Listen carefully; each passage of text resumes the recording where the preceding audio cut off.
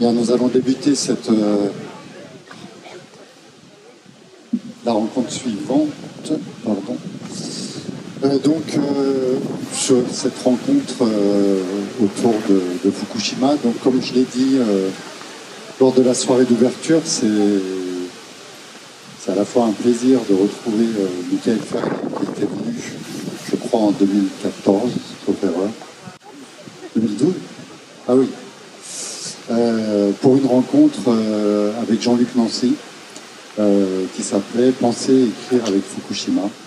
Voilà, donc on a à nouveau une pensée pour Jean-Luc Nancy, et ravi également de retrouver Sophie Gare, et puis pour la première fois Mélanie Pavie, voilà, qui vont être interviewées par Alice Doublier, à qui je cède la parole tout de suite. Merci, merci Emmanuel. Merci à tous d'être là. Donc, on va commencer directement cette discussion autour de comment créer avec Fukushima. Donc, Fukushima, c'est 4 syllabes qui ont fait une entrée fracassante dans nos vies, dans vos vies, j'imagine aussi, il y a maintenant 10 ans, le 11 mars 2011. Et donc, en notre matière, je vais lire un petit extrait de l'ouvrage de Michael Ferrier. Et puis après, on commencera la discussion. L'accident nucléaire de Fukushima a eu lieu le 11 mars 2011. Vers 3h moins le quart de l'après-midi se produit un tremblement de terre de magnitude 9, le plus puissant jamais enregistré au Japon depuis que les instruments de mesure existent, dont l'épicentre est situé à 145 km de la centrale nucléaire de Fukushima Daiichi. Moins d'une heure après, un tsunami de 15 mètres de haut ravage le site de la centrale, noyant les alimentations électriques ainsi que les groupes de secours, réduisant à néant le dispositif de refroidissement des cœurs. La centrale comporte 6 réacteurs, 3 fonctionnent à pleine puissance au moment du séisme et 3 autres sont à l'arrêt pour maintenance. On ose imaginer l'ampleur du désastre si les 3 autres réacteurs avaient été en service. L'accident est classé au niveau 7, le plus élevé de l'échelle internationale des événements nucléaires, ce qui le place au même degré de gravité que la catastrophe de Tchernobyl en 1986. C'est le début d'une longue série d'erreurs et d'atermoiements. Par mensonge ou ignorance, omission ou calcul, la plupart des responsables scientifiques et politiques vont tenter de minimiser la situation plutôt que de réduire les risques. Le soir du 11 mars, le gouvernement japonais déclare l'état d'urgence nucléaire et le lendemain, 110 000 personnes sont évacuées dans un rayon de 20 km, décrété zone interdite. Plusieurs centaines de milliers d'autres suivront dans un rayon de 30 km et parfois même au-delà. Au plus fort de la crise, au moins 448 000 personnes ont été déplacées. C'est le pire exode de population au Japon depuis la Seconde Guerre mondiale. Voilà, donc c'est ce qui s'est passé donc, il y a 10 ans.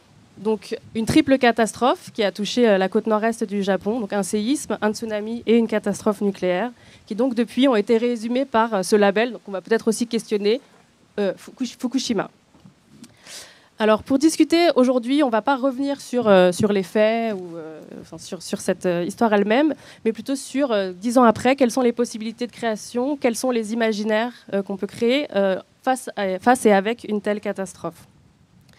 Donc, pour évoquer cela, je vais discuter avec 3 artistes, chercheurs, artistes et chercheurs, écrivains, vont dialoguer autour de ces questions. Donc, d'abord, il y a tout à gauche, donc Michael Ferrier, qui est donc romancier écrivain. Donc, Michael Ferrier, vous vivez au Japon depuis 29 ans.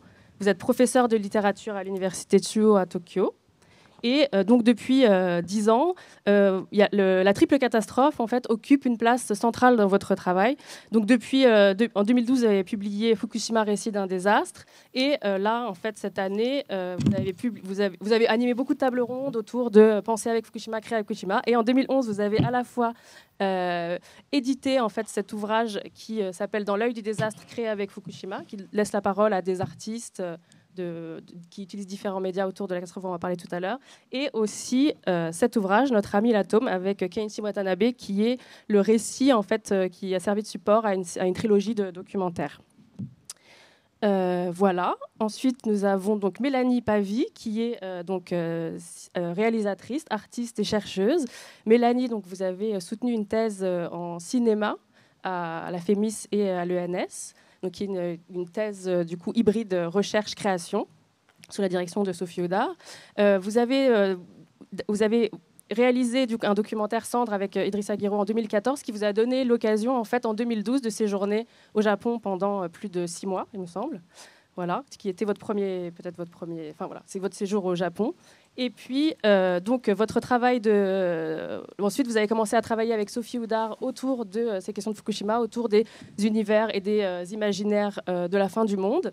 Et ces travaux ont été exposés au BAL en 2018 et vous avez eu le prix de la jeune création du BAL en 2017. Voilà. Et Sophie Houdard, donc, anthropologue, directrice de recherche au CNRS. Donc, vous travaillez sur le Japon depuis longtemps, depuis le début des années 2000. Et vous avez travaillé d'abord dans le champ d'anthropologie des sciences, de l'architecture, et aussi depuis donc, 2011, vous avez commencé à travailler autour et avec cette triple catastrophe, notamment en y rendant, en créant un collectif qui s'appelle donc Call It Anything, et dans le cadre d'activités collectives et de voyages répétés sur ces territoires de Fukushima. Voilà. Ça, c'était pour la présentation un peu brève. Et pour entrer directement dans le vif du sujet, je voulais vous poser une question. Alors, c'est une question qui, en fait, est celle qui ouvre tous les entretiens qui sont dans ce recueil d'entretiens avec des artistes qu'a édité Michael Ferrier. La question que je vais vous poser, c'est est-ce que cette catastrophe a changé quelque chose dans votre travail? Et surtout, qu'est-ce que ça a changé? Qu'est-ce que Fukushima a changé dans votre travail et dans votre création? Du coup, peut-être, Michael, vous voulez commencer? Oui, bonjour. Vous m'entendez, ça va? Alors, qu'est-ce que Fukushima a changé dans mon travail? Je vais répondre en racontant ce qui s'est passé peut-être le 11 mars, le début. Donc ce grand séisme dont vous avez entendu parler. Parce que pour les Japonais, ce que nous appelons Fukushima, c'est pas seulement la catastrophe nucléaire. En France, il y a une tendance, en France et dans le monde entier, il y a une tendance à réduire Fukushima à la catastrophe nucléaire. Les Japonais n'appellent pas Fukushima Fukushima, assez peu en tout cas. L'appellation la plus courante, c'est le 11 mars. Et même San Ichi Ichi, ce qui veut dire 3-1-1, 3-11, c'est-à-dire 11 mars, un peu comme aux États-Unis, le 11 septembre. C'est-à-dire c'est vraiment une date cruciale. Donc il ne faut jamais perdre de vue, je crois qu'il y a d'abord cette cascade de catastrophes, hein, séisme, tsunami, qui a été de loin le plus mortel, évidemment, 18 000 morts et disparus, et ensuite, un petit peu après, la catastrophe nucléaire. Ces trois catastrophes sont regroupées sous l'appellation Fukushima, pour moi en tout cas. Et ce qui n'enlève rien à la spécificité de la catastrophe nucléaire en elle-même. Et donc le 11 mars 2011, je suis à Tokyo, je prends un café, il est à peu près cette heure-là, un peu plus tôt. Et ça commence à trembler de partout. Donc on suit à ce moment-là les directives qu'on a vaguement entendues quand on est arrivé au Japon, c'est-à-dire on se jette sous la table. Je ne sais pas d'ailleurs si c'est une décision qu'on prend de se jeter sous la table, c'est plutôt une espèce de réflexe. Et puis ça tremble longtemps quand même, hein, ça tremble 2-3 minutes. Et c'est un tremblement de terre autant qu'un tremblement du temps, c'est-à-dire que dans ce genre de circonstances, le temps lui-même est retravaillé par les sens, ça dure beaucoup plus longtemps. Un peu comme si vous voulez, pour prendre une expérience totalement différente, dans l'expérience amoureuse, quand vous embrassez quelqu'un, ça peut durer 10 secondes, mais le temps est distendu. Et je me retrouve sous la table, où je m'aperçois qu'il y a une imprimante laser et un dictionnaire littré. Et soudain, je vois, il faut imaginer ça toujours en tremblant. Et soudain, je vois un coin de fenêtre avec le ciel bleu, les arbres, le vert, comme ici un peu. Et donc, c'est un renversement, mais vraiment physique, sensoriel, parce que quand on se retrouve sur une terre qui tremble, on tremble aussi. Et donc, c'est une espèce de chose qui ne m'a jamais quitté, c'est-à-dire tout d'un coup un état de perception beaucoup plus fort. On devient beaucoup plus sensible et on voit les choses de manière différente, parce qu'on est sous la table d'abord, et puis parce qu'on a peur, évidemment. Donc, voilà pour une réponse concrète. Ça se joue beaucoup sur les sensations et l'état de perception. Ensuite, dans mon travail lui-même, j'éprouve le besoin assez rapidement de restituer la catastrophe, de témoigner, en fait, tout simplement. Donc, après quelques hésitations, parce qu'évidemment, vous avez toujours à ce moment-là, quand une catastrophe nucléaire se produit, la maman à l'autre bout du monde qui vous dit quand est-ce que tu rentres, mon fils, toutes les 10 minutes à peu près.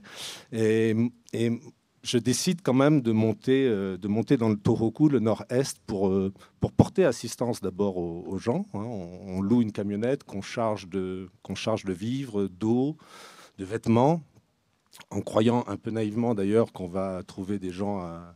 En fait, les refuges existent assez rapidement, mais on a du mal à les trouver parce que le GPS est complètement désarçonné puisqu'il n'y a plus de route. C'est un paysage post-tsunami, c'est-à-dire complètement arasé. Donc, si vous voulez, vous avez tous un GPS dans vos voitures, je suppose, ou sur votre téléphone portable. Au prochain carrefour, au niveau de la banque Mizuho, vous tournez à droite, mais quand vous arrivez sur un paysage post-tsunami, il n'y a plus de carrefour, il n'y a plus de banque, et à la limite, il n'y a plus ni gauche ni droite. Donc on est dans une espèce de sidération et de déstabilisation complète. Et donc je fais ce premier livre qui s'appelle, que Alice a cité, qui s'appelle Fukushima, récit d'un désastre, qui est un récit personnel, entre le témoignage, avec un début d'analyse, mais surtout en étant à l'écoute des gens, en allant recueillir ce que les gens ont à nous dire, notamment les survivants du tsunami. Et c'est un récit qui est publié dès 2012. Récit personnel, je parle à la première personne, je raconte ce que j'ai vécu. Et puis après, pour finir de répondre à la question, après se met en place une autre approche où je m'aperçois que de toute façon, ce truc-là, on ne peut pas le penser tout seul. Et c'est à ce moment-là, d'ailleurs, que je rencontre Jean-Luc Nancy, dont on a parlé, à qui je rends hommage aujourd'hui. Jean-Luc vient d'écrire L'équivalence des catastrophes, qui est sous-titré, je crois, Penser après Fukushima. Et on discute beaucoup le soir de la rencontre, parce que je lui dis, mais tu sais qu'après Fukushima, ça n'existe pas. Et là, je parle clairement de la catastrophe nucléaire, du versant nucléaire de la catastrophe. Il n'y a pas d'après Fukushima. Parce que c'est une catastrophe durable, c'est une catastrophe continuée, et je dirais même qu'aujourd'hui, on va en parler sans doute, elle ne fait que commencer. Nous sommes 10 ans après, certains veulent déjà tirer un bilan, faire le point, comme on dit. On parlait avec Tim Ingold hier soir du point et de la ligne. On ne peut pas faire le point encore sur Fukushima. Il faut tracer des lignes. Et donc, avec Jean-Luc, on cherche, et finalement, on s'aperçoit que c'est pas après Fukushima qui convient. La préposition ne convient pas. La préposition après ne convient pas. On cherche. C'est pas sur Fukushima. On ne peut pas penser sur Fukushima, réfléchir sur Fukushima, parce qu'on n'est pas en position de surplomb par rapport à Fukushima. On le verra sans doute. On marche véritablement dans un désastre. Et donc, à un moment donné, je propose la préposition avec, qu'on va ensuite essayer de travailler. Et avec, ça veut dire qu'on est obligé de faire avec, sans résignation, avec le moins de résignation possible, mais quand même en tenant compte de cet événement et de toutes les conséquences, non seulement écologiques, sanitaires, mais aussi politiques, sociales. Et c'est ainsi qu'on fait un premier livre qui s'appelle Penser avec Fukushima, et dont Créer avec Fukushima est la suite. Voilà. Donc j'insiste sur ce côté collectif qui me semble fondamental pour penser cette catastrophe. Et je passe donc d'un récit très personnel, finalement, à une approche beaucoup plus collective, ce qui explique que le livre dont vous voyez la couverture ici est un livre d'entretien, un livre vraiment collectif. Alors évidemment, j'ai coordonné le tout, donc mon nom est sur la couverture, mais il y a des tas de gens dont je vais citer rapidement le nom. Je ne citerai pas le nom de tous les artistes, vous le verrez, mais il y a 4 femmes fantastiques qui s'appellent Élise Domenac, qui a un entretien avec Suwa Nobuhiro, que certains d'entre vous connaissent peut-être, un grand cinéaste japonais. Il y a Bénédicte Gorillo qui parle de théâtre. Il y a également, je ne vais pas en oublier, j'espère, Clélia Zernick, professeure aux Beaux-Arts, et Amandine Davre à Montréal, ainsi que Hervé Couchot, philosophe à Tokyo. Je vous cite tous ces noms pour vous montrer qu'il s'agit d'un travail sur plusieurs continents, en plusieurs langues, en japonais évidemment principalement, mais aussi en anglais parfois et en français, parce qu'il y a aussi des artistes français dans le livre. Et voilà, pour terminer cette première réponse, j'insiste beaucoup sur ce côté collectif de l'avec. Voilà. Comment penser un avec Fukushima, puisque l'après, à mon avis, est complètement impossible. Merci. Du coup, Mélanie, peut-être que, et vous pouvez aussi introduire le caractère collectif, si vous voulez, vous pouvez vous présenter. Tout à fait. Merci beaucoup. Donc, moi, la catastrophe de Fukushima, j'ai pas du tout cette expérience-là de témoin direct de la catastrophe, puisque j'étais pas au Japon à ce moment-là. J'ai vécu ça de loin, même si j'avais un proche qui m'était très cher, qui était sur place, donc il y avait une inquiétude. Et puis, je pense que l'inquiétude de cette catastrophe a été partagée très largement, donc pas seulement quand on était sur place, mais du coup, quand même avec cette distance. Mais par contre, en fait, je me suis retrouvée, on avait réalisé un film avec mon compagnon et on avait postulé pour une résidence à Kyoto. Donc, juste avant la catastrophe, juste avant, on avait dû postuler fin janvier ou fin février et la catastrophe a eu lieu en mars. Et donc, on venait d'être accepté pour cette résidence artistique dont on rêvait depuis quelque temps.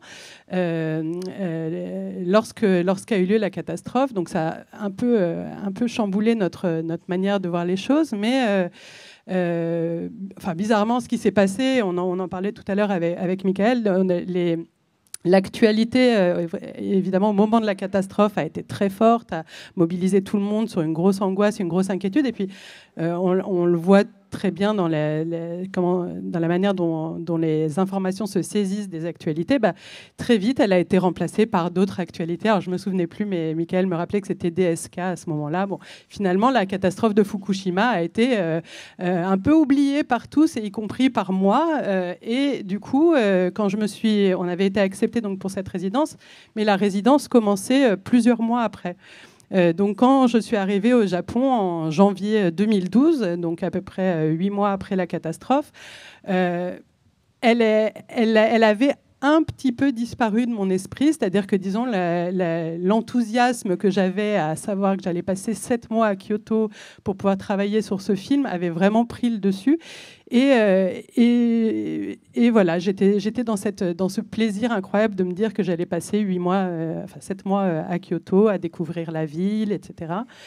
Et puis un jour, je traversais il y a des passages sous arcades au centre de Kyoto, passages commerciaux sous les arcades. Et puis en arrivant au bout des arcades, je me suis aperçue qu'il pleuvait. Il pleuvait très fort.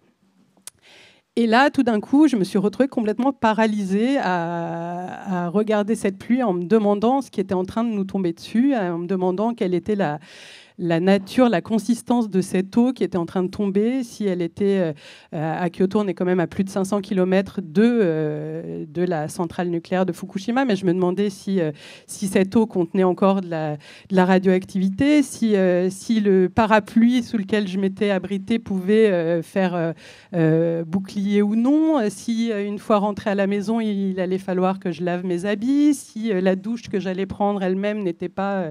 voilà, tout un ensemble de choses où d'un coup, des éléments comme l'eau, comme l'air devenaient suspects, possiblement hostiles, et qui transformaient en fait la réalité dans laquelle il me semblait être depuis l'arrivée, et qui me faisait regarder cette réalité, oui, avec comme une sorte d'écran de suspicion, et aussi un sentiment donc de paralysie très fort, et en fait qui s'est avéré très vite prendre la forme d'une nostalgie extrêmement forte, en ayant l'impression de regarder le monde qui m'entourait comme un monde qui aurait disparu, quoi, quelque chose de cet ordre-là.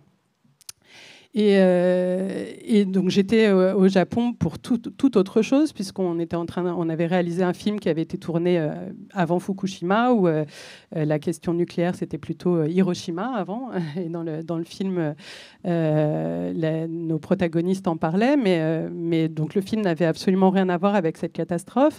Et pourtant donc j'étais sur place et je sentais que cette question-là et cette paralysie était quelque chose qu'il fallait que je travaille, quoi, qu'il allait falloir trouver quelque chose pour travailler là-dessus. Et à la fois, je savais absolument pas par où prendre les choses. À ce moment-là, il y avait pas mal de gens qui venaient de France, en tout cas qui passaient à la villa Kojoyama, venant de différents endroits du monde pour aller voir Fukushima. Alors, bon, pour moi, c'était pas du tout une évidence que de me dire je vais aller voir sur place ce qui s'y passe. Ça, voilà, sur le moment, c'était pas envisageable pour moi, ou en tout cas, c'était pas une manière, c'était pas comme ça que j'avais envie de commencer les choses, mais je suis tombée en fait un peu par hasard, plus exactement, c'est mon compagnon qui m'a attiré mon regard sur un article de journal qui parlait d'un projet de construction de villes japonaises dans le sud de l'Inde, et ville japonaise qui pourrait devenir un refuge pour l'élite japonaise en cas de nouvelle catastrophe nucléaire. Et alors là, d'un coup, je me suis dit, tiens, voilà, là, c'est une manière pour moi, qui me semble une bonne manière de prendre les choses, c'est-à-dire une sorte de déplacement, et de déplacement qui permet aussi, dans le fait que cette hypothèse imagine une catastrophe à venir, et non pas une catastrophe passée sur laquelle il y a déjà, entre guillemets, plus rien à faire, mais plutôt donc, comme un futur potentiel, et qui mélange à la fois du réel et des fictions et tout un tas d'images, puisque pour moi très vite cette histoire de ville refuge faisait appel à me faisait penser à des images à la fois mythologiques, à la fois de science-fiction, donc qui mélangeaient les temps, qui pour moi avait vraiment quelque chose à voir avec ce que me proposait cette catastrophe de Fukushima, c'est-à-dire ce dont parlait Michael Ferrier il y a quelques instants, de bouleversement à la fois de l'espace et du temps, d'être dans une situation où tout d'un coup les références spatio-temporelles n'avaient plus leur consistance rassurante, on va dire. Enfin, ne permettait plus de se stabiliser. Voilà, une situation d'instabilité. Et d'un coup, avec ce projet-là, j'avais l'impression que c'était une manière de pouvoir s'en saisir.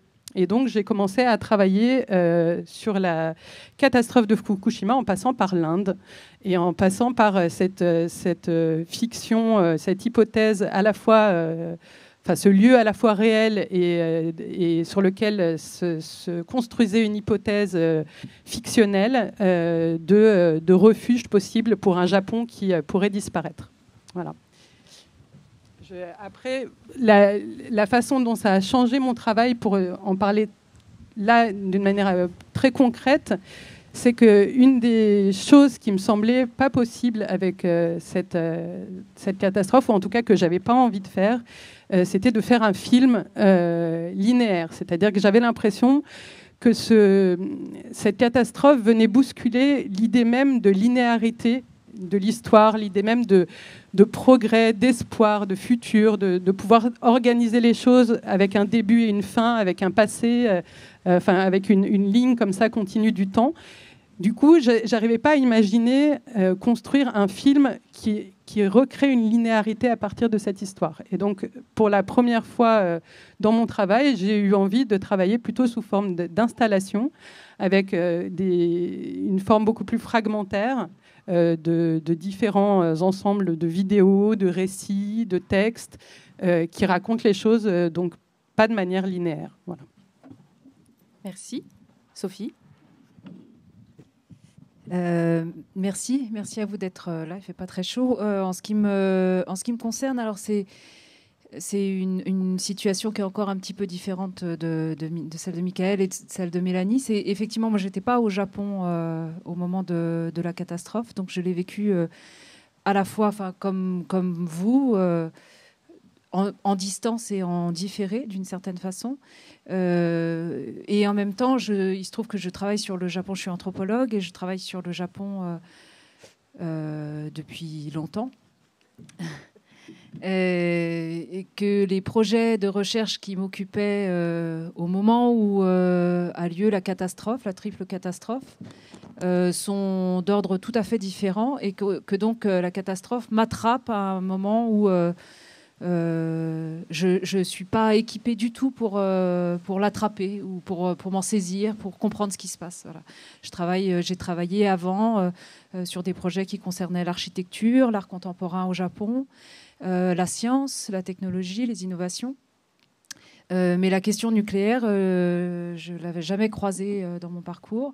Et donc, pour moi, ça veut dire déjà une pause. parce que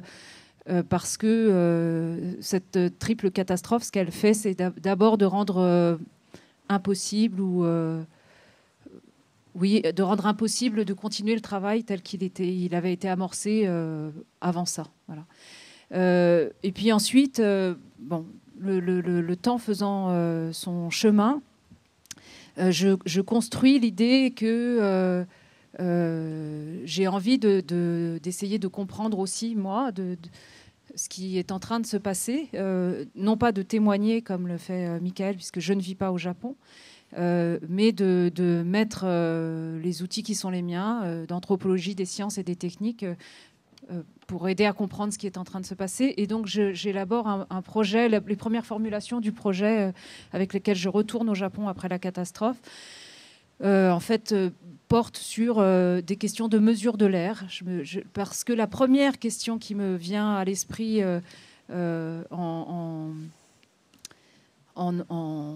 en avalant, je ne sais pas, toutes les images et tout ce qu'on entend après dans les mois qui suivent la catastrophe, c'est comment est-ce que les gens en respirent. Comment est-ce que ce simple fait-là de respirer, c'est-à-dire quelque chose auquel c'est un mauvais signe quand on respire consciemment la plupart du temps, c'est-à-dire que soit parce qu'on a le souffle, on est essoufflé, etc. Comment est-ce qu'on fait quand les conditions de l'environnement ont changé à ce point et que la question de respirer n'est plus évidente, est problématique. Et donc, sur cette question de la respiration, en fait, à partir de cette question de la respiration, je transforme ça sur le problème de la mesure et de la mesure de l'air. Et donc, je repars au Japon aussi parce que il n'y a que ça que je sais faire, c'est-à-dire m'intéresser à des dispositifs techniques que mettent en place, que conçoivent, que mettent en place les gens, que bidouillent les gens beaucoup aussi, pour essayer d'attraper, de comprendre ce qui est en train de leur arriver. Et donc, je vais au Japon et je vais visiter des endroits ici et là, à différentes échelles, à l'échelle gouvernementale, à l'échelle départementale, à l'échelle locale, les associations de citoyens qui se mobilisent très rapidement après la catastrophe pour concevoir eux-mêmes leurs propres dispositifs de mesure, puisqu'il y a une mise en doute assez radicale qui se fait à propos des instruments de mesure, ou des mesures qui sont données par le gouvernement. Et donc des associations de citoyens se forment très vite. Ils se forment au sens propre du terme, c'est-à-dire qu'ils apprennent auprès de, par exemple, la CRIRAD en France, qui est l'association citoyenne de mesure de la radioactivité née après Tchernobyl. Et donc, il y a une expertise de catastrophe en catastrophe. Il y a un savoir qui s'agglomère d'une certaine façon. Et voilà. Et donc, pendant ces premiers séjours, ce que je fais, c'est ça, c'est suivre, aller dans tous les endroits où on mesure et regarder, observer comment les gens mesurent, qu'est-ce qu'ils font de ces mesures-là, comment est-ce que ces systèmes, ces mesures-là leur permettent de réorienter leurs actions au quotidien, prendre des décisions et continuer à vivre avec. Et puis, en fait, je bute assez vite sur des points de méthode, c'est-à-dire que finalement, je me rends compte aussi en vous écoutant l'un et l'autre que cette première formulation du projet, d'une certaine façon, je me protégeais en ayant saisi la prise peut-être la plus objectivante, cette question des mesures, la question technique, etc. Je sais où regarder, je sais faire ça. Je sais prendre des notes sur la manière dont des gens vont manier des systèmes techniques, tirer des faits, une sorte d'objectivité à partir de dispositifs techniques. J'ai l'impression que je sais faire ça. Mais c'est aussi, pour moi, je me rends compte maintenant, quelque chose qui est aller vers quelque chose d'un peu stable. Mais l'expérience de terrain m'amène tout à fait ailleurs. Et très vite, je me rends compte que mes outils, mes méthodes, en fait, mes outils de terrain, c'est-à-dire qui sont très basiques, vraiment tout à fait classiques. Je fais très peu d'entretien, mais par contre, je regarde beaucoup ce que font les gens et je prends énormément de notes sur tout ce que j'observe. Et très vite, je me rends compte que cette position, c'est-à-dire cette posture d'observatrice, ne rend pas compte, ne me permet pas d'attraper, permet d'attraper très peu en fait de ce qui est en train de se passer et de ce que je suis moi-même en train de vivre. Donc là, ça fait écho, je crois, à des conversations. C'est un peu les lignes de crête qui traversent le festival là, depuis 2 jours. C'est cette question Nastasia Martin en a parlé, Tim Ingold aussi, Philippe Descola aussi. C'est cette question de se retrouver confronté à une situation où l'intériorité, l'extériorité, ça marche plus. Et donc, il faut inventer d'autres systèmes pour comprendre ce qui se passe, parce que d'un coup, moi j'ai eu cette expérience-là, et tu en parles, Michael, d'une autre façon, mais je me suis sentie très poreuse, en fait, voilà. Et cette question de la respiration, et il fallait que je puisse en rendre compte, des craintes aussi, de la peur qu'on a, etc. Et donc, objectiver me paraissait plus la bonne ligne. Et à partir de là, effectivement, comme Michael, j'ai aussi éprouvé très vite cette autre limite du travail tel que je le faisais jusqu'alors. C'est je ne vais pas y arriver toute seule. C'est trop gros, c'est trop, ça me bouleverse trop, ça m'emmène sur trop de terrains inconnus et je ne suis pas équipée, je n'ai pas les outils. Je dois... en fait, je me suis rendu compte, comme je vous le disais, j'écrivais beaucoup, mais la plupart des moments que j'ai vécus comme des moments cruciaux, des moments d'expérience où j'avais l'impression de comprendre, de comprendre quelque chose de fort de ce qui était en train de se passer, finalement, mes notes, c'était pas dans mes notes. Voilà.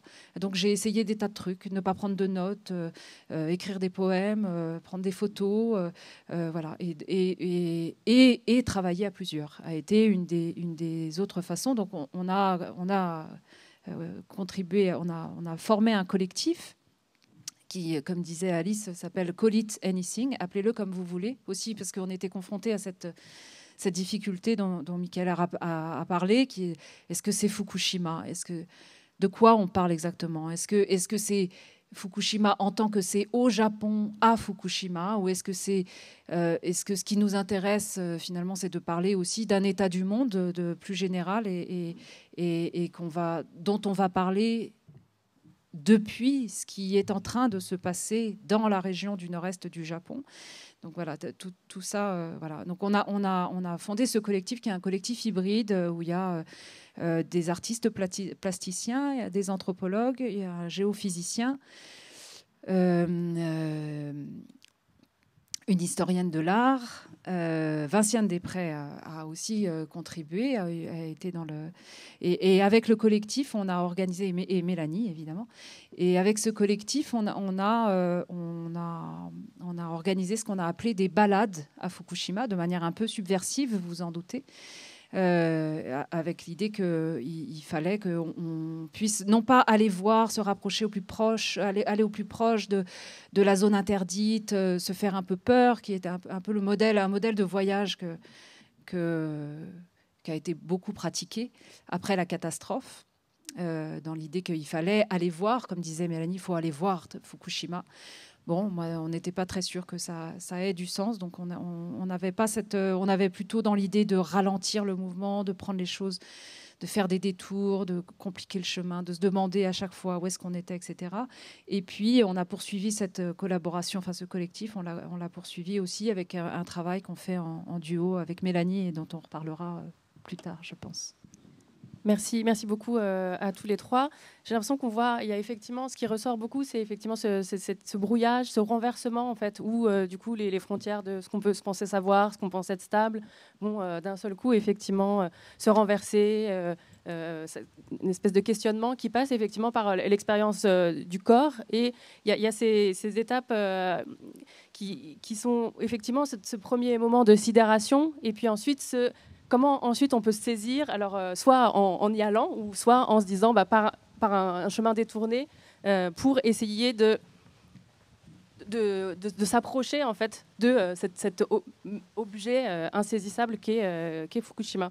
Et cette question aussi du collectif est intéressante parce qu'elle montre qu'il y a cette expérience effectivement de la catastrophe qui est donc ces structures qui sont communes, mais il y a aussi quelque chose qui est de l'ordre d'une grande hétérogénéité dans les réactions, dans les possibilités et dans les imaginaires qui vont émerger à la suite de cette catastrophe. Et du coup, ce qui ressort beaucoup dans le texte édité donc, par Michael et tous ces artistes, peut-être que vous voulez nous en parler maintenant, nous montrer un peu ce qui ressort beaucoup, nous parler de ce projet de faire parler justement 10 ans après des artistes de cette catastrophe et de comment elle a influencé, comment elle a impacté leur travail de création.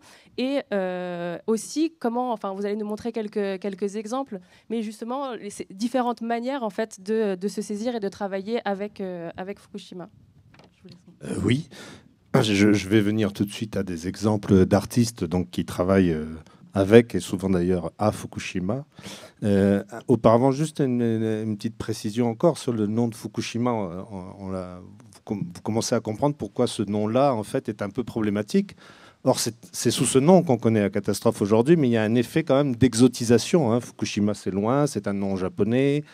Il y a un très très bon article, assez court en plus, mais vraiment très clair, qui pose bien le problème, qui a été publié dès 2012 dans Le Monde par une sociologue japonaise qui s'appelle Chikako Mori, qui s'appelait « De quoi Fukushima est-il le nom ?»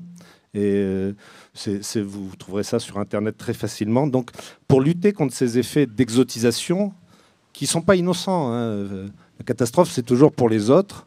Quand on sait que, par exemple, en France, on est quand même le pays le plus nucléarisé de la planète. Je parle là en proportion du nombre de centrales nucléaires sur le territoire. Il y a plus de centrales, il y a plus de réacteurs nucléaires aux États-Unis, mais sur un territoire qui est immense. Nous avons vraiment une concentration énorme. Donc, l'idée aussi, dans ce travail collectif, c'était aussi de relier des problématiques et des pays, des territoires qui connaissent le même genre de problème par rapport au nucléaire. Le nucléaire est une formidable arme de fragmentation. Sur un paysage, vous le voyez tout de suite, quand un territoire est nucléarisé, et encore plus quand il est contaminé, ça fragmente tout de suite, ça fait des paysages puzzle. Et donc l'idée ensuite, dans le travail collectif qu'on a mené par exemple avec Kenichi Watanabe, les 3 films que nous avons fait ensemble, donc qui sont réunis maintenant en texte sous le titre Notre ami l'atome, c'était aussi d'arriver à relier cette catastrophe japonaise, mais en fait internationale, à d'autres catastrophes. On pense tout de suite à Tchernobyl, mais on s'aperçoit très vite quand on commence à bosser là-dessus qu'il y en a beaucoup d'autres. Donc à d'autres pays, à d'autres territoires, et aussi à d'autres temps, parce qu'on est entré dans l'ère nucléaire depuis assez longtemps maintenant, depuis 1945 très précisément, et donc restituer quelque chose qu'on perçoit pour l'instant tous de manière assez fragmentaire, et donc travailler comme ça sur plusieurs continents, dans plusieurs langues, je l'ai dit, et sur plusieurs mémoires, et on s'aperçoit qu'en fait, il y a des points de contact, il y a des lignes qui se mettent en place et des relations qui se mettent en place de manière assez instructive. Une deuxième façon aussi de faire comprendre à quel point ce problème du nucléaire est un problème crucial, c'est que je vais prendre la comparaison avec la pandémie de Covid-19. Parce qu'il y a beaucoup, les deux situations ne sont pas superposables, mais il y a beaucoup de points communs quand même. C'est-à-dire que c'est le genre d'événement qui révèle énormément de failles et de dysfonctionnements dans les sociétés que nous avons construites.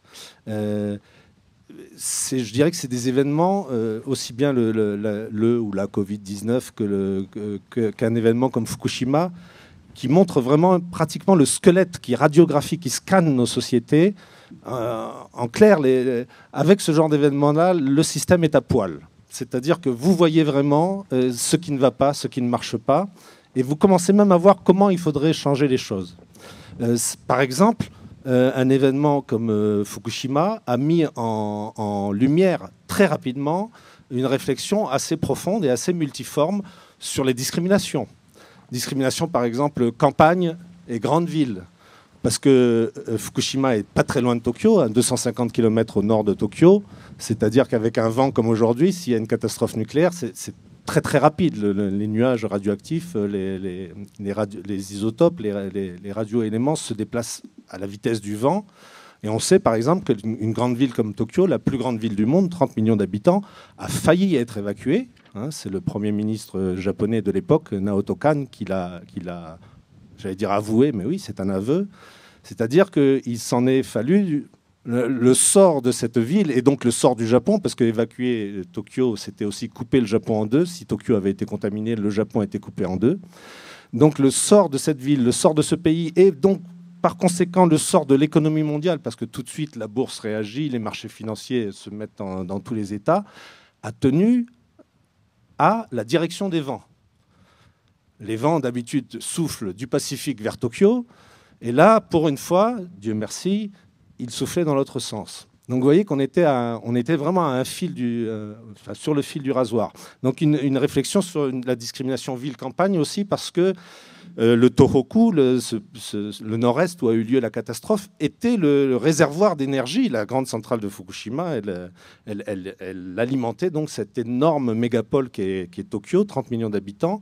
Et donc il y a des rapports économiques nord-sud, en quelque sorte, qui s'était mis en place depuis très longtemps et que le nucléaire avait non seulement réactivé, mais intensifié. Donc voilà un exemple de réflexion qu'on peut poser à partir de cet événement, sur des discriminations sociales, sur des injustices. Une autre réflexion, c'est celle sur la mémoire. Quand vous avez une catastrophe nucléaire, vous savez quand ça commence à peu près, mais vous ne savez jamais quand ça finit. C'est un temps ouvert. Entre le césium 137 qui a 30 ans de demi-vie, c'est-à-dire qu'au bout de 30 ans, la moitié de ses effets négatifs, de ses effets mortifères sont un peu amortis. Et le plutonium, alors là, le plutonium, c'est je ne sais combien d'années de demi-vie. Vous avez une catastrophe qui est littéralement qui n'en finit pas. Et par exemple, ça pose la question de comment on peut commémorer cette catastrophe. Comment commémorer quelque chose qui, finalement... comment commémorer un événement qui n'est pas terminé. Et donc là, il y a un rapport à l'art, c'est-à-dire que qu'est-ce que c'est qu'un musée, qu'est-ce que serait qu'un musée de Fukushima, par exemple, ou bien évidemment notre rapport à la science, mais ça, tout le monde peut le comprendre. Notre rapport à la vie quotidienne. Sophie parlait de respirer. Je me souviens qu'en mars 2011, à Tokyo, on nous a annoncé, par exemple, que l'eau du robinet était contaminée. À faible dose, évidemment, mais quand même, il ne fallait pas que les nourrissons boivent de l'eau du robinet. Quand les nourrissons ne boivent pas de l'eau du robinet, faites-moi confiance, les parents, la mère, la fille, le père, tout le monde, le cousin, la cousine, plus personne ne boit de l'eau du robinet. Donc on arrive à des situations où les gens commencent à se laver les dents avec de l'eau minérale, avec de la Volvic, de la Vittel, de l'Evian. Donc on arrive à des situations assez absurdes. On peut faire aujourd'hui le lien avec le virus. Il y a eu aussi ce genre de choses. Il y a des gens qui ne se rasaient plus parce qu'ils avaient peur qu'en se rasant, ils s'écorchent et la radioactivité entre par les pores de la peau. Donc il y a une espèce de hantise comme ça. Et donc on arrive dans des espèces de situations un peu semblables à celles que nous connaissons avec le virus, c'est-à-dire des moments où on ne sait plus tellement, on est dans une confusion totale. Et donc là, il faut remettre de la clarté, il faut que les scientifiques aient un discours clair et pédagogique. Et ça, c'est pas donné. Et on l'a bien vu aussi avec la pandémie. Voilà. Je vais donc... pardon pour ce... Du coup, oui, quand on est artiste, qu'est-ce qu'on fait avec... Voilà. Avec... Alors, très rapidement, en fait, les artistes ont réagi. Ici, vous avez, par exemple, un projet en 2013 pour le musée de l'art préfectoral de Aichi. Alors, c'est un architecte, artiste... designer Miyamoto Katsuhiro qui lui a fait ça c'est le musée en question, dont vous voyez donc le musée, et puis cet énorme truc jaune au milieu là, c'est en fait une reproduction du réacteur de Fukushima Daiichi, de la centrale nucléaire de Fukushima. C'est pour vous montrer que très vite, on est en 2013, en fait les artistes quand vous entrez dans ce musée, vous entrez en quelque sorte dans le cœur du réacteur. C'est-à-dire que tout d'un coup, la catastrophe de Fukushima a pris la place centrale dans l'art contemporain japonais. Et à l'intérieur, quand vous entriez dans le musée, vous voyez ces lignes jaunes. Et bien, la ligne jaune donc, indiquait les contours du réacteur nucléaire.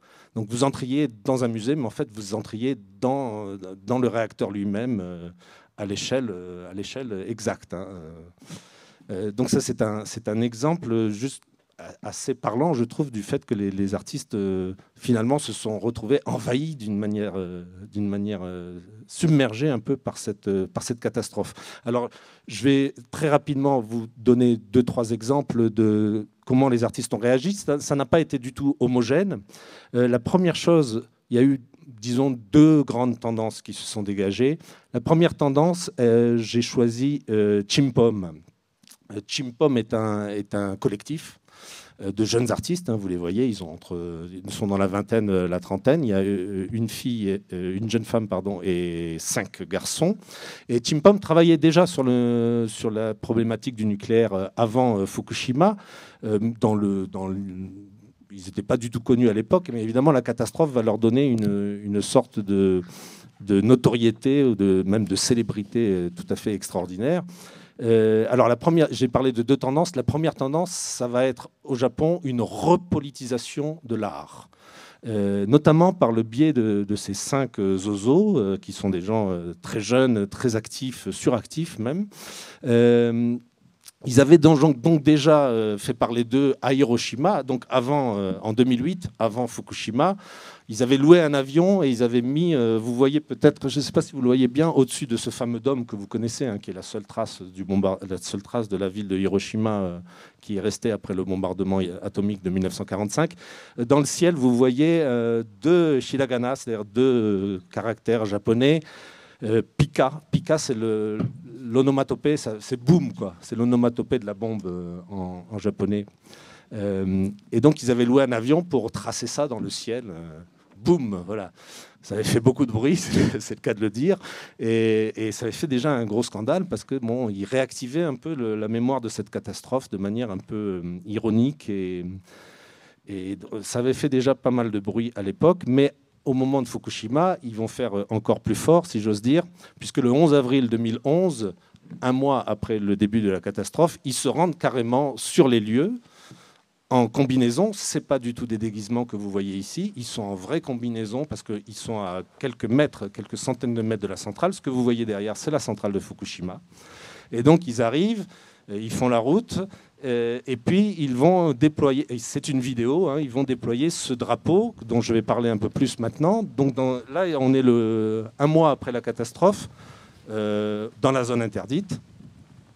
Et en fait, ils arrivent, donc vous voyez ici toute la succession de leur parcours. Ils peignent ce drapeau étrange que vous allez voir et que je vais expliquer un peu plus précisément maintenant, c'est-à-dire le drapeau japonais, le fameux Hinomaru, drapeau national japonais que vous connaissez, hein, vous l'avez tous vu, qui est la marque même donc, du Japon.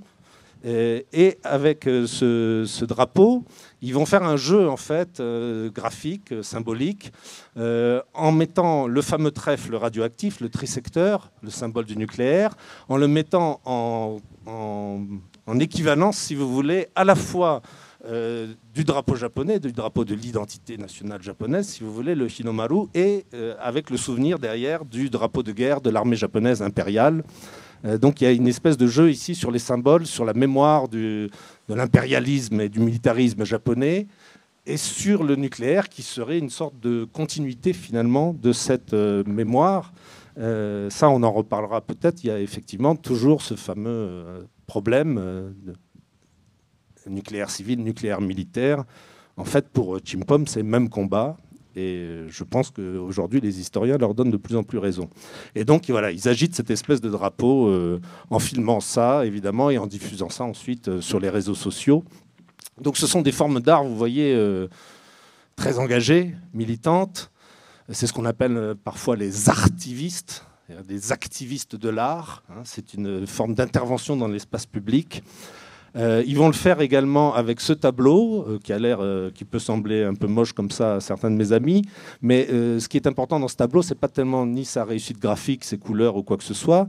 C'est une représentation donc des réacteurs dévastés de Fukushima. Mais ce qui est intéressant ici, c'est pas tellement la réussite donc esthétique, disons, des tableaux en question, c'est l'endroit où ils l'ont posé. Ils l'ont posé ici, à Shibuya. Si certains d'entre vous connaissent Shibuya, c'est un des grands centres de Tokyo. C'est là où tout le monde passe. C'est le grand hall de la gare de Shibuya. Il y a des millions de personnes qui passent là chaque jour. Et ce qui est alors très, très révélateur, c'est que tous ces millions de personnes qui passent devant ce tableau, qui est dans le hall de la gare de Shibuya, passent devant, vaquent à leurs affaires, sont très affairés. Et si vous posez la question aux gens qui passent devant, personne ne sait dire exactement à quoi correspond ce tableau. En fait, c'est un tableau d'Okamoto Taro qui est une référence au cœur donc de la ville de Tokyo à la contamination radioactive du Daigo Fukuryumaru en 1954, un essai nucléaire américain dans l'atoll de Bikini qui avait contaminé ce bateau en 1954. La toile qui est au centre de la gare de Shibuya à Tokyo, la toile de Okamoto Taro, fait directement référence à cela, mais évidemment, au fur et à mesure, tout le monde l'a oublié. Et donc, comme tout le monde l'a oublié, Chimpom, nos jeunes garnements artivistes, comme je disais, arrivent et le 1er mai 2011 à 22h, décident de rajouter à la place, vous voyez le tableau, la fresque, hein, c'est une immense fresque, près de l'escalator à droite, vous voyez il y avait un espace vide, donc ils rajoutent dans cet espace vide, là où vous voyez les deux flèches rouges, ils rajoutent en fait un nouvel épisode, si vous voulez, à la saga atomique, à la saga de la contamination radioactive du Japon. 1er mai 2011, vers 20h, je crois. 2 heures après, la police était sur place et avait évidemment bouclé le secteur, ou le trisecteur, et enlevé très rapidement cette nouvelle peinture rajoutée à la fresque de Okamoto Taro. Donc voilà pour Chimpom. Un dernier exemple, rapidement, c'est un ikebana, mais un ikebana fait avec des fleurs radioactives, en collaboration avec un très très grand maître de l'ikebana qui s'appelle Kakizaki Junichi. Donc là, encore une fois, une manière de jouer. L'ikebana, c'est l'arrangement floral. Tout le monde connaît ça, je crois, aujourd'hui, c'est très à la mode. C'est un des symboles de l'identité japonaise ou de la culture japonaise, tout ce que vous voulez, mais quand on le fait avec des fleurs radioactives et qu'en plus on les laisse pourrir assez longtemps, tout le temps de l'exposition, ça donne effectivement, ça montre à quel point, selon Chimpom en tout cas, l'identité culturelle japonaise serait minée en sourdine et de manière finalement assez spectaculaire par la radioactivité. Donc voilà. Est-ce que, comme le temps file, est-ce que peut-être on peut passer à la deuxième tendance avec les daguerréotypes ? Juste une chose, je passe tout de suite à la deuxième tendance, mais juste une chose pour vous dire que n'oubliez pas qu'à l'époque, en 2011, 2012, 2013, le grand artiste de la scène de l'art contemporain, c'est lui, Murakami Takashi. Et que lui, voilà, à ce moment-là, il fait ça. Ce que vous voyez ici, hein, les petites fleurs, etc., je me moque un peu, Murakami Takashi est un immense artiste, il a un talent fou, mais il est dans un système, à l'époque en tout cas, depuis il a changé un peu de son braquet, pour ainsi dire. Et c'est pas le seul. À l'époque, l'art japonais contemporain et la majeure partie des grandes tendances de l'art contemporain, c'est ça.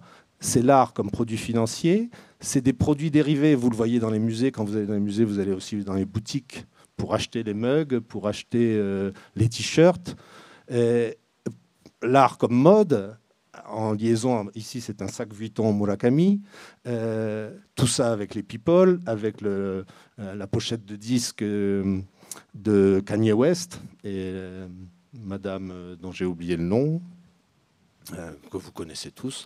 Donc c'est tout un système en fait qui tremble sur ses bases, parce qu'avec cette repolitisation de l'art, en fait, ces jeunes gens, ces jeunes garnements, comme je les appelle, qui s'appellent eux-mêmes des perpétrateurs d'art, c'est-à-dire un peu des bad boys de l'art moderne, en fait, ils sont en train tout simplement de remettre en question un système qui est non seulement artistique, mais commercial, politique, parce que le gouvernement japonais s'en sert pour faire la promotion, le soft power, le cool Japan, toute la cute culture, la culture du mignon, du kawaii. Donc cette repolitisation de l'art est extrêmement importante. la vision même de l'art qui n'est plus une espèce de chose commerciale ou d'amusement. Les images parlent d'eux-mêmes. Hein. On parle de Murakami Takashi, mais vous voyez, Jeff Koons, Damien Hirst, vous les connaissez tous. Donc voilà, il y a quelque chose là qui vraiment fait trembler non seulement le monde de l'art, mais finalement tout ce que le monde de l'art implique comme connexion avec la publicité, avec la finance, avec... l'art est un moyen énorme de défiscalisation. On le titrise désormais, il y a des titrisations, il y a un lien avec l'immobilier, avec les... Bref, ce tout petit groupe-là est en train finalement de remettre le système à plat et de dire finalement l'art, ça sert aussi, et peut-être même avant tout, à réfléchir, à sentir, à rire, et pas seulement ces espèces de rictus figés que vous voyez ici sur des photos que certes j'ai sélectionnées de manière un peu... pas malhonnête, mais... orienté. Voilà, on va dire ça. Donc ça, c'est la première grande tendance. Pardon, j'accélère un petit peu. Murakami Takashi, depuis, travaille sur le nucléaire avec beaucoup de talent, mais j'en parlerai une autre fois. Deuxième, on passe tout ça. Deuxième grande tendance... Ici, toi. C'est une réorganisation des modes de production et de diffusion de l'art, c'est-à-dire des modes à la fois de financement et d'exposition. C'est-à-dire que tous ces artistes vont éprouver le besoin de ne plus passer principalement par des musées ou par des galeries, mais de faire appel à des financements, alors ce qu'on appelle self-funding ou crowdfunding, en français je crois qu'on dit financement participatif. Donc là aussi il y a un aspect collectif de l'art qui revient très en force, avec des moyens de financement que vous connaissez par certains sites internet, où finalement on s'aperçoit que pour éviter d'être pris dans les raies de la publicité, de la financiarisation, de la titrisation, etc., la meilleure chose à faire, la première, c'est peut-être tout simplement de commencer à se financer soi-même. Voilà. Donc ce sont les deux grands changements. Et après, peut-être, je donnerai d'autres exemples d'artistes et de leur façon de travailler. Alors du coup, on va interroger une perpétratrice de... non, mais du coup, pour continuer en fait sur ces formes de réaction et qu'est-ce qu'on peut créer avec Fukushima et dans le sillon de cette catastrophe. Donc Mélanie, vous êtes cinéaste, enfin vous êtes réalisatrice, votre média de travail c'est l'image animée. Et du coup, la question aussi pour continuer à rentrer dans ces productions concrètes, qu'est-ce qui se passe quand on est face à une catastrophe avec laquelle, en fait, je pense que vous tous et toutes, on est saturés en fait d'images de Fukushima, à la fois ces images du tremblement de terre, ces images de la vague, ces images des côtes dévastées. Et comment, du coup, quand on est vidéaste, comment vous vous êtes approprié et qu'est-ce que vous avez trouvé? Vous avez un peu parlé déjà de la question de la linéarité, mais comment vous vous êtes approprié effectivement comment vous avez trouvé votre chemin au milieu de cette masse incroyable d'images? Oui, alors, donc dans un premier temps, il y a eu en effet ce déplacement, le fait d'aller sur ce projet en Inde pour aborder Fukushima par un autre biais. Et après, il y a eu en fait, en plus, tout à l'heure j'ai oublié de le dire, mais dans les modes de travail, il y a eu quelque chose qui s'est ajouté à ça, c'est que en plus de ce travail d'installation vidéo, j'ai eu envie de faire une thèse de doctorat autour de cette question-là, situation dans laquelle j'ai rencontré Sophie. Mais encore une fois, parce que la question de faire un film me semblait pas ou suffisante ou cohérente en fait avec la réalité qui se présentait à moi dans cette histoire-là. Et en fait, donc, je partais vers l'Inde et c'est par Sophie que je suis retournée finalement, je suis allée finalement dans la région de Fukushima. Donc encore une fois, Fukushima, il y a la centrale de Fukushima, il y a la ville de Fukushima qui se trouve à plus de 100 km de la centrale de Fukushima, il y a la préfecture de Fukushima qui comprend tout un territoire du nord-est du Japon. Et avec Sophie, on est allés ensemble elle m'a emmenée sur le terrain sur lequel elle travaillait depuis déjà pas mal d'années, depuis 2012 je crois, donc en 2015, la première fois on y est allé ensemble. C'est vrai que la première fois que je suis arrivée dans cette région-là, en fait, avec Sophie, on avait décidé non pas d'aller directement dans l'endroit où on allait travailler, mais d'essayer, encore une fois, de trouver une manière de faire des détours, de ralentir pour arriver à et se demander tout au long de ce trajet à quel moment on se sentirait à Fukushima. Est-ce qu'on y est? Est-ce que là on y est? Est-ce que là et qu'est-ce que ça veut dire d'y être? Est-ce qu'on sent quelque chose? Est-ce qu'il y a une angoisse? Est-ce qu'il y a des éléments visuels ou des éléments perceptibles qui nous font dire que là on est dans ce qu'on pense être Fukushima, c'est-à-dire, encore une fois, quelque chose d'assez flou quand même, mais qui est l'idée d'un territoire contaminé, catastrophé. Voilà. Donc on avait fait un chemin, on avait décidé de passer par un chemin qu'avait fait le poète Matsuo Basho au XVIIIe siècle. Et de suivre ce chemin en se posant cette question-là, et donc en prenant beaucoup de temps pour arriver dans une petite ville qui s'appelle Towa, où on a passé après pas mal de temps avec Sophie dans plusieurs séjours successifs, et où j'ai fait le premier travail que j'ai fait en vidéo sur place. Et en fait, donc à travers ce chemin-là, on est passé d'abord par des lieux qui faisaient pas partie des lieux touchés par la catastrophe directement.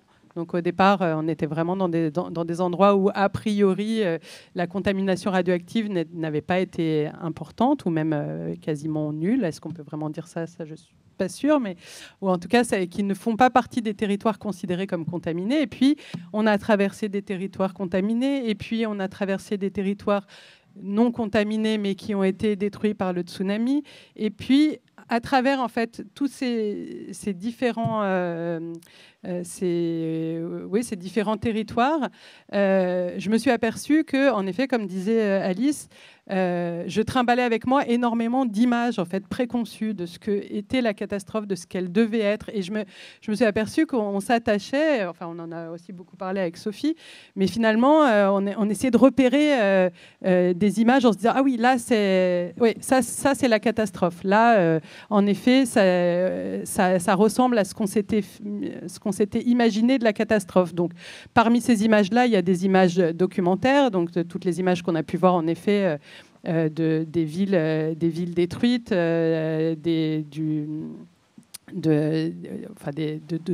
tous ces territoires qui ont été détruits principalement par la vague, mais aussi désertés, où les populations ont dû être déplacées après la contamination radioactive, etc.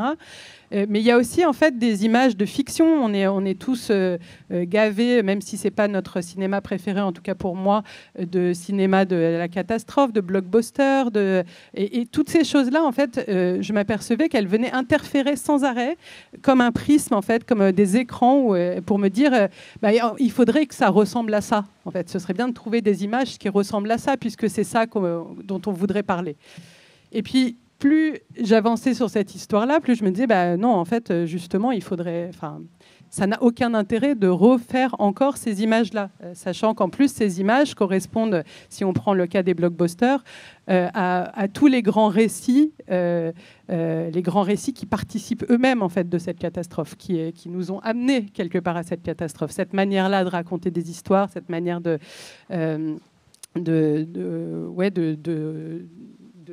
narrer fait partie elle-même de la catastrophe. Donc je me disais comment faire pour... est-ce qu'il faut refaire des images, et s'il faut en refaire, quelles images faire pour essayer de rendre compte de la situation qui est celle du Japon, de cette catastrophe-là précisément, et de ma manière aussi d'aborder cet endroit. Et du coup, dans ce questionnement-là, j'avais l'impression qu'il fallait vraiment déconstruire, en fait, essayer d'annuler en fait ces images-là, ou en tout cas ne pas continuer à les accumuler. Et en fait, en arrivant dans la région dans laquelle travaillait Sophie, ce qui a été très fort, c'est que la petite ville de Towa, elle est dans le cœur d'une vallée qui a été en partie contaminée, c'est-à-dire que, comme le disait Michael tout à l'heure, la contamination radioactive, elle se dépose, les scientifiques parlent de taches de léopard. Donc elles se déposent de manière très aléatoire dans le territoire. Elles discontinuent tout le territoire. Elles font des poches comme ça de contamination. Et donc la vallée de Towa, il s'avère qu'elle est entourée de 3 grandes montagnes qui ont fait que de l'autre côté de la vallée de Towa, les villes et villages, enfin les villages, gros villages ont été entièrement évacués. Et on subit des gros travaux de décontamination, etc. Mais Towa, qui est juste de l'autre côté de la vallée, les gens, on a considéré qu'il n'était pas nécessaire de les évacuer. Donc les gens pouvaient partir s'ils le voulaient, mais n'étaient absolument pas aidés pour partir. Et on considérait que la contamination était une contamination avec laquelle on pouvait vivre. Ce qui faisait, et c'est un endroit qui n'a pas été extrêmement touché non plus par le tremblement de terre. Il y a quelques endroits où il y a des temples avaient subi un petit peu il y avait quelques petites choses qui s'étaient écroulées, mais c'était pas du tout visible. Et du coup, on était dans un endroit où il y avait de la contamination, pas suffisamment pour que les gens soient évacués, suffisamment pour que les gens soient extrêmement inquiets, suffisamment pour qu'il y ait des endroits où il fallait surtout pas aller, c'est-à-dire qu'on pouvait être dans la maison, mais attention, la forêt juste à côté, là, c'est extrêmement contaminé. On peut cultiver le riz dans cette rizière-là, mais celle d'à côté, vaut mieux pas. Les champignons, il faut pas les prendre. Dans la forêt, vaut mieux pas trop s'attarder. Enfin, voilà, toute une série de choses qui faisaient qu'en fait, il y avait une instabilité encore plus forte, mais que visuellement, il n'y avait absolument rien. Et donc, finalement, c'est dans cet endroit-là que, d'abord, ça m'a semblé le plus poignant, en fait, d'être à cet endroit-là et de voir cette campagne japonaise absolument magnifique, telle qu'on peut la voir dans des films japonais, telle que je l'avais imaginée, et voilà, et de se retrouver dans ce petit village vraiment très, très beau. Et de savoir qu'il y avait des endroits qui étaient vraiment hostiles à la vie quotidienne, que les gens sur place, dont il s'agissait de leur territoire natal, qu'ils vivaient depuis toujours, étaient confrontés à un territoire dont ils savaient qu'il était potentiellement à certains endroits, sans savoir quand ni comment, hostile. Parce qu'en plus de tout, cette contamination, elle bouge. Elle ne reste pas au même endroit tout le temps. On ne peut pas se dire tout le temps, là, on sait que c'est contaminé, et puis on n'y retourne plus. Non, en fonction du vent, de la pluie, elle circule, elle est tout le temps en mouvement. Donc, on se retrouve à un endroit où on sait que tout ça est autour de nous, et à la fois, on ne voit absolument rien. Et donc, du coup, c'est dans cet endroit-là que j'ai eu envie de travailler, qu'on a travaillé ensemble, et qui... La première idée qui m'est venue par rapport à ça était de me dire, puisque c'est un peu... visuellement, il n'y a rien, alors je pourrais peut-être proposer aux habitants de venir me parler, mais sur un fond noir. Et donc, j'avais tendu comme un studio à l'ancienne, de photos à l'ancienne, dans la grange des agriculteurs chez qui on était hébergés. Et j'ai fait un appel à participation dans la ville pour proposer aux gens de venir me raconter des histoires, les histoires de leur rapport physique et personnel à leur territoire. Donc sans leur demander du tout, a priori, de me parler de la catastrophe directement, mais plutôt de me parler de leur attachement physique à ce territoire et de venir avec des histoires qu'ils avaient envie de me raconter. Et on va en montrer l'extrait d'un de ces monologues. Qui est où ? Pendant que Mélanie cherche son film, son monologue, je voulais juste poursuivre, étendre un petit peu continuer ce qui vient d'être dit, ce que Mélanie a présenté. Il faut vraiment avoir en tête que ce avec quoi on part quand on décide de marcher dans les traces du poète Bachot, c'est une situation dans laquelle, je l'ai mentionné au début, on essaye, étant à plein niveau, on essaye d'objectiver le territoire. Et donc, on a des formes de zonage qui sont très fortes. On a des tonnes de cartes avec des couleurs différentes, etc. Mais les gens se sont eux-mêmes, au niveau de leur vie individuelle, se sont vite rendus compte que en fait, ça marchait pas. On a parlé des cartes hier, je crois, que c'était hier matin. Les cartes sont impropres à rendre compte de la discontinuité, la fragmentation fondamentale dont vous avez parlé tous les deux, qu'induit la radioactivité au niveau d'un territoire, mais qui n'est même pas un territoire, c'est même pas un champ entier, c'est un bout de champ ou un bout de chemin, etc. Et tout change tout le temps. Donc on était vraiment confrontés à ça, cette histoire de discontinuité. Et puis l'autre chose aussi sur laquelle on s'est retrouvé beaucoup avec Mélanie, c'était l'idée de dramatiser au bon endroit, si vous voulez, parce que à la fois dans les films, dans les écrits, on se rendait compte que la dramatisation est facile. Quand on parle d'une catastrophe, la dramatisation est facile, et les motifs dramatiques on peut les puiser, comme disait Mélanie, très facilement dans la littérature et dans le cinéma. Voilà. Donc on a beaucoup réfléchi au syndrome du dernier homme, le dernier homme de Fukushima. Ça me fait penser au film qu'on a vu hier soir aussi. Donc vous avez plusieurs films, des reportages qui s'appellent Le dernier homme ou Le dernier machin de Fukushima, et où vous voyez au fur et à mesure que le film se déroule que le dernier homme de Fukushima, il a quand même un voisin, ou qu'il y a une voiture qui passe dans le contrefond parce qu'il y a des gens qui viennent, qui font de l'intendance, qui réparent des routes, etc. Et donc, c'est à ce niveau-là aussi qu'on a voulu se situer. Voilà. Donc, il y a toujours cette question de où ça commence, où ça finit, on ne sait pas bien. Et l'idée qui nous était commune de voir quels étaient les points d'impact peuvent être très faibles, les points de changement, de modification peuvent paraître très ténus. Ce n'est pas forcément des déplacements, mais néanmoins, c'est des bouleversements que, moi, je vais utiliser un gros mot, mais d'ordre ontologique, c'est-à-dire le rapport à ce qui est immédiat, là, à ce qui est l'air qu'on respire, le sentier qu'on parcourt, etc., est perturbé. Mais il y a toujours une difficulté à qualifier l'ordre de cette perturbation. Donc, je crois que ça dit aussi un petit peu de ton travail. Donc, un exemple avec nos amis les sangliers.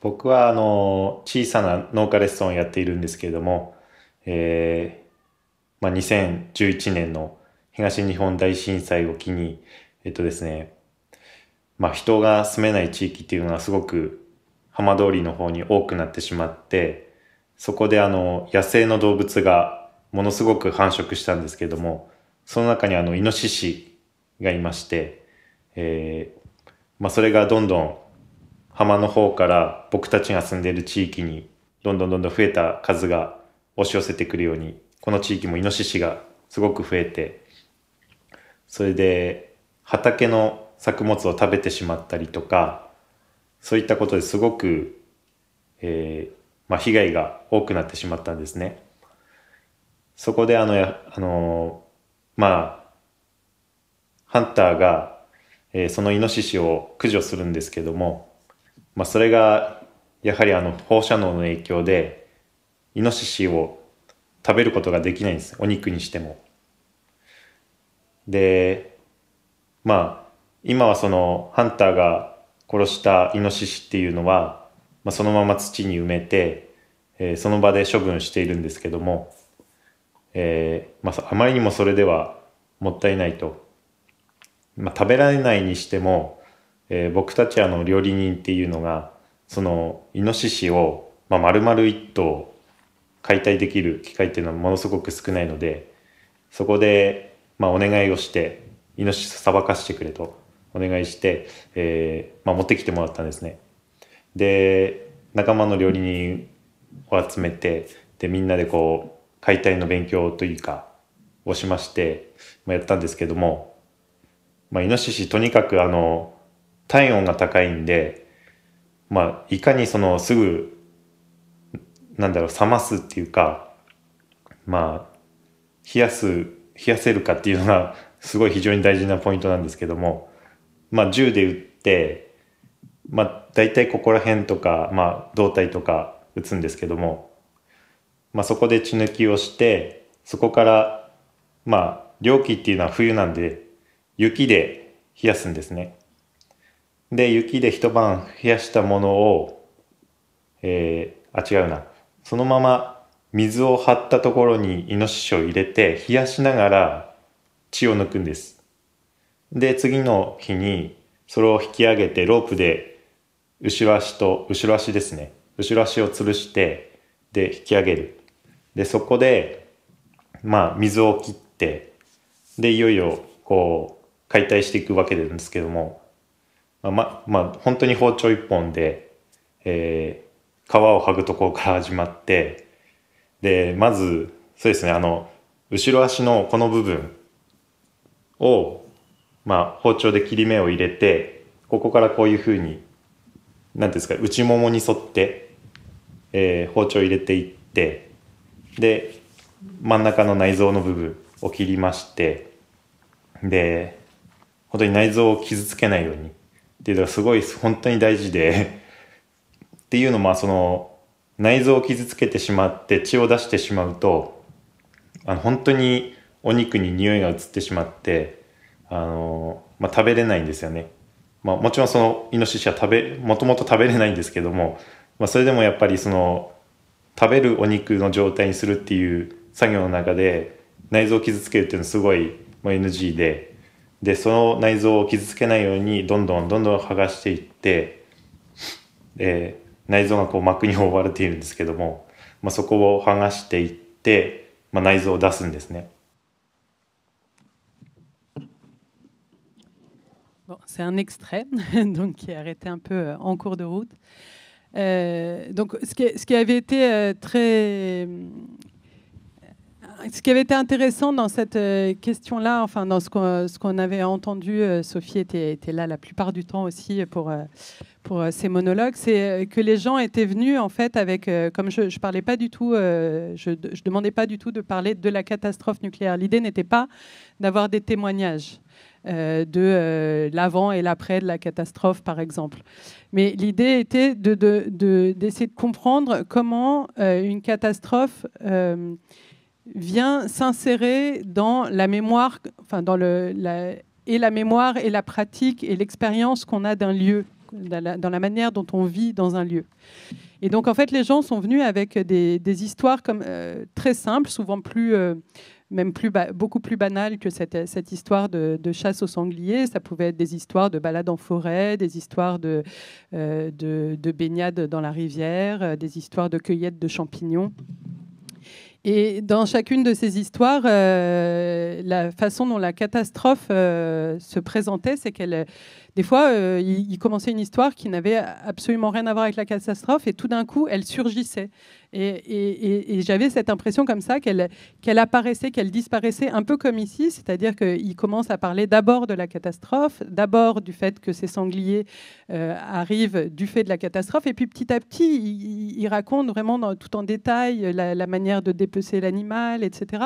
On en oublie complètement la catastrophe, et elle ressurgit à la fin, où tout d'un coup on dit bah oui, mais en fait on le dépèce tout en sachant qu'on ne pourra jamais le manger, mais malgré tout il faudrait quand même le faire dans l'idée que peut-être un jour à nouveau elle sera mangeable. Et alors ça c'est l'autre aspect qui est apparu beaucoup dans ces récits-là et qui m'a paru important, c'est que cette catastrophe elle a aussi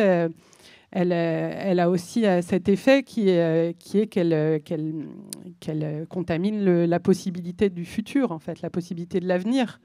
Et dans ces récits, il y avait une manière d'essayer de bricoler pour arriver à faire réapparaître un espoir du futur. C'est-à-dire que là, par exemple, il explique qu'il a appris une technique qu'il ne connaissait même pas, dans l'idée que cette technique, si lui ne l'apprend pas, eh bien, vu le temps que vont mettre les sangliers à être à nouveau mangeables, elle n'existera plus le jour où ils seront peut-être à nouveau mangeables dans l'avenir.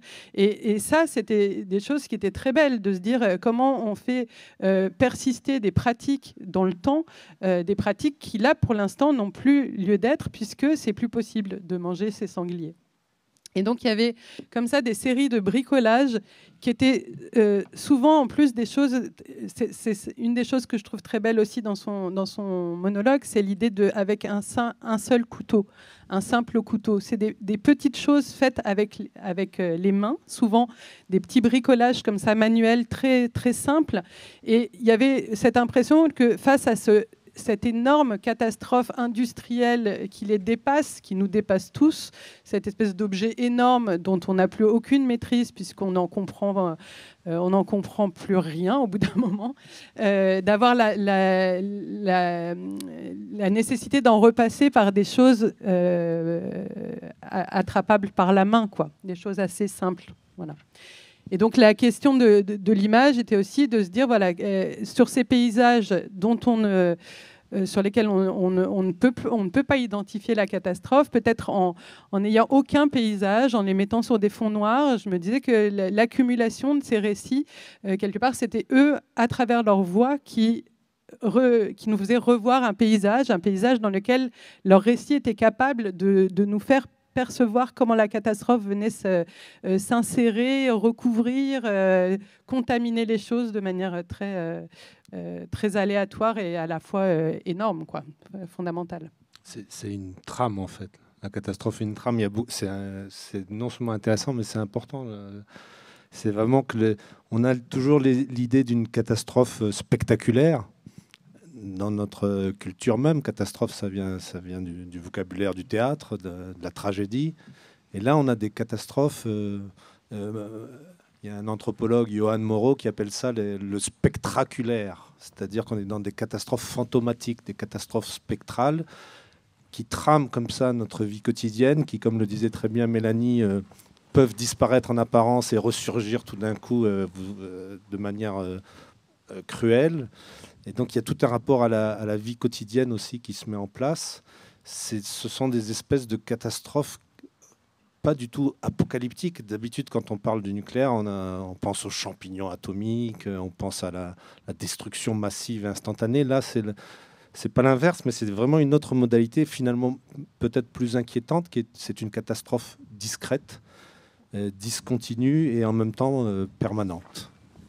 Et en même temps, du coup, dans votre travail, Michael, il y a aussi l'idée que vous explorez cette trame en montrant, en fait, aussi en dehors de ce territoire potentiellement lointain qu'est le Japon, que cette trame, en fait, elle est aussi partout dans le monde et elle nous concerne tous. Et c'est aussi ce qu'on voit dans la trilogie que vous avez fait avec Watanabe Kenichi, qui est, en fait, c'est Fukushima, mais c'est aussi La Hague, mais c'est aussi... C'est aussi Hanford aux États-Unis, et c'est aussi les Radium Girls toujours aux États-Unis, et on a beaucoup d'exemples comme ça. L'effet de dramatisation dont parlait Sophie tout à l'heure, c'est effectivement quand on parle de catastrophe nucléaire, aujourd'hui on en retient deux, quoi. En gros, c'est Tchernobyl, Fukushima. Et en fait, il y en a beaucoup, beaucoup, beaucoup d'autres. On avait commencé, on l'a finalement pas publié parce qu'on n'est pas arrivé au bout, mais on avait commencé à faire une cartographie de tous les endroits inhabitables à cause de la radioactivité dans le monde. Et il y en a beaucoup, beaucoup plus qu'on ne le croit. Il y a un texte c'est dans le recueil Penser avec Fukushima, non pas créer avec Fukushima, mais Penser avec Fukushima. Il y a un texte de François Bizet qui s'appelle L'inhabitat. Voilà. On n'est plus dans des situations d'habitat, on est dans des situations d'inhabitat. Il y a quelque chose de notre monde qui devient inhabitable, et pour longtemps, et on s'en fout. C'est-à-dire, mais c'est vraiment ça. Je prends un dernier exemple, sur lequel d'ailleurs on finit notre ami l'atome, le livre. Très récemment, comme il y a beaucoup d'eau radioactive dans le territoire de Fukushima, parce qu'il faut refroidir la centrale qui est toujours en train de brûler, le cœur est en fusion. Il faut refroidir, mais quand vous versez de l'eau sur la centrale, elle devient radioactive, et donc après, il faut la stocker. Et donc, vous avez des citernes, mais c'est monstrueux. Vous avez des milliers de citernes sur le territoire, et cette eau s'accumule, et on ne sait pas quoi en faire. Et donc finalement, le gouvernement japonais a pris la décision de lancer cette eau, de déverser cette eau dans l'océan Pacifique. Et Alors après, il y a des grandes querelles d'experts. Il y en a qui disent oui, mais finalement, il y a pas c'est pas si dangereux. L'océan va diluer tout ça, mais on perd de vue quand même que qu'on est en train de provoquer une pollution, et c'est une espèce de tonneau de Sisyphe, quoi. Enfin, de tonneau de Sisyphe. Ouais. Je sais pas si la métaphore est bonne, mais ça n'en finit pas. Voilà, on a l'impression que ça ne peut pas en finir. Et ça, c'est très inquiétant parce que finalement, ça révèle au fond le caractère absolument inadmissible de la manière dont nous avons organisé et dont nous continuons à organiser notre monde. C'est finalement ça le problème que ça pose. Est-ce que je peux juste rajouter, avant que tu prennes la parole? Non, je ne regarde pas à gauche. Et donc, non, juste pour peut-être... rapidement. Oui, très rapidement, j'ai en tête de ce que tu viens de dire, Michael, le travail que fait un historien des sciences et physicien, Peter Gallison, qui a travaillé aussi sur les catastrophes nucléaires. Il a produit un film qui s'appelle Containment. Et Peter Gallison a tout un... Il n'est pas le seul, hein, mais il a tout un argument dans lequel il rapproche les wastelands, donc les espaces perdus, et les wildlands, c'est-à-dire les espaces sauvages. Donc c'est de revoir l'histoire aussi des espaces sauvages tels qu'ils ont été conçus aux États-Unis et patrimonialisés aux États-Unis, qui maintenant sont... Cette carte des espaces sauvages est décalcable sur les espaces perdus, c'est-à-dire les espaces où on ne peut plus aller, en fait, redeviennent des réservoirs pour la vie animale. Tout ça est sur le fait que les zones très contaminées seraient tout de même profitables à la biodiversité, par exemple, puisque les humains ne pourraient plus l'habiter, et n'est pas une... C'est une controverse, c'est-à-dire c'est pas un acquis. C'est aussi un des arguments qu'on voit dans beaucoup de films sur Tchernobyl, où on vante le retour à la nature que permet cette contamination finalement. Mais d'autres biologistes et scientifiques montrent que c'est un leurre en fait. Merci beaucoup à tous les trois. Donc maintenant, on a quelques toutes petites minutes pour des questions. Donc il faut, comme d'habitude, se déplacer vers l'un des micros, à la gauche ou à la droite de la scène.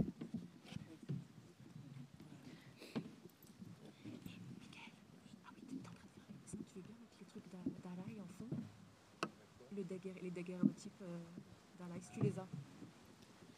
Oui, je voudrais poser une question sur un point qui a été, que vous avez abordé, mais juste en passant, c'est la question du temps long.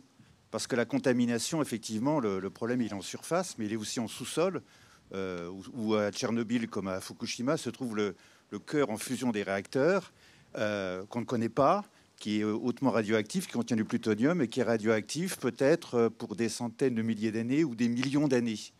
Et en fait, au point de vue du temps, ça ouvre de manière inédite, je pense, un gouffre de temps devant nous, qui est le gouffre du futur, un futur qu'on ne sait pas comment envisager. On ne sait pas où on sera dans quelques milliers d'années. Et Lascaux, par exemple, c'est seulement 25 000 ans. Voilà. Donc, qu'est-ce que c'est par rapport à 500 000 ans ou 1 million d'années? Et en fait, j'ai l'impression que, à regarder les présentations que vous nous avez montrées, que ça disqualifie toute forme de récit. On appelle la crise du récit, mais c'est le disqualifier à l'avance. Et les présentations que vous montrez, je trouve, glissent sur cette question d'une manière, je dirais, un peu pathétique, en fait. Et ma question, c'est comment on se débrouille avec ça? Qu'est-ce qu'on peut faire de ce gouffre de temps qui s'ouvre sous nos pas, mais en direction du futur? Sophie? Non? Ouais. C'est évidemment une très bonne question. Il y a beaucoup de gens qui travaillent, qui s'attellent à ce problème. C'est-à-dire, il y a beaucoup de gens, il y a des comités qui existent dans la plupart des pays, enfin dans tous les pays très nucléarisés, pour donc des comités qui réunissent des spécialistes pris dans toutes les disciplines pour réfléchir à... donc on va pas parler de l'enfouissement comment on dit, réversibles ou irréversibles des déchets nucléaires, mais ces comités s'intéressent à la question de comment est-ce qu'on continue à transmettre le message de la dangerosité de ce qui va être en sous-sol à l'échelle de 10 000 ans. On s'est donné, la plupart des comités se sont donné cette échelle de temps qui, comme vous le disiez, vous le mentionnez, on pourrait prendre l'échelle de 4 millions d'années, par exemple, mais là, on n'arrive plus à le penser. Donc, on s'est donné 10 000 ans, ce qui est déjà très, très compliqué de dire comment est-ce qu'on informe les gens dans 10 000 ans que là, il faut pas creuser, il ne faut pas déterrer, etc. Certains pays, comme la Suède, ont fait le choix d'oublier, donc d'orchestrer l'oubli. On enfouit les déchets et ensuite, on rebouche. Donc, on enfouit des déchets, ça a l'air, on ne creuse pas un petit trou, c'est un chantier qui va durer une centaine d'années. Et ensuite, donc déjà, vous imaginez bien qu'il faut transmettre ça. Et ensuite, on rebouche et on orchestre l'oubli. Voilà. Donc, ça pose plein de questions. Donc, il y a des comités et il y a aussi beaucoup de sociologues et d'anthropologues et d'artistes qui travaillent, qui suivent le travail de ces comités et qui proposent d'autres formes qui mettent ces interrogations-là vraiment voilà, au travail de la pensée. Et j'ai en tête notamment un très bon livre qui s'appelle Yucca Mountain, d'un essayiste américain que vous connaissez, je vous vois hocher la tête, John D'Agata, qui, avec les moyens de... C'est pas la fiction, hein, c'est la spéculation, ou c'est l'essai, quoi. Avec les moyens de la spéculation, rend très vive cette question du temps long. Il y a également un film juste qui s'appelle Into Eternity aussi de Michael Madsen qui raconte justement l'enfouissement des déchets à Onkalo en Finlande. Ouais. Voilà. En Finlande. Je vais devoir vous couper parce qu'il va falloir. Mais je vous propose du coup de continuer la discussion autour d'un verre. Je voulais juste préciser donc si vous êtes sage, peut-être que Michael et Sophie voudront en plus vous dédicacer leurs ouvrages. Et je voulais aussi vous dire que du coup, Mélanie Pavie, pour voir l'installation et la suite des monologues, ils seront exposés le 10 et le 11 septembre pour ceux qui sont à Paris, dans une galerie qui se trouve au 35-37, c'est ça, 35-37 rue des Francs-Bourgeois. Donc c'est pendant 2 jours, si vous voulez voir la suite et du coup l'œuvre complète, disons. Voilà, merci beaucoup.